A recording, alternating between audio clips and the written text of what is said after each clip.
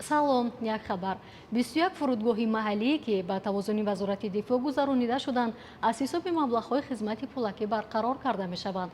қарори дахлдорро дар ин бора президенти кишвар 1 июн имзо кард ва он дар пойгоҳи иттилоотии ҳуқуқии вазорати адлия нашр гардид.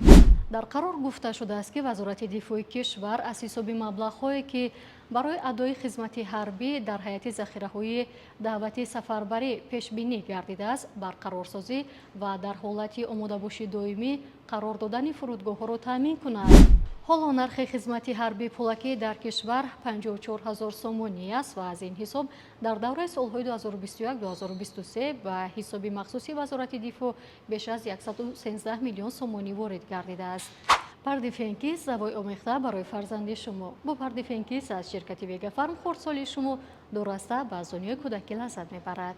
хабару маълумоти бештар дар телеграм канали Азия Плюс.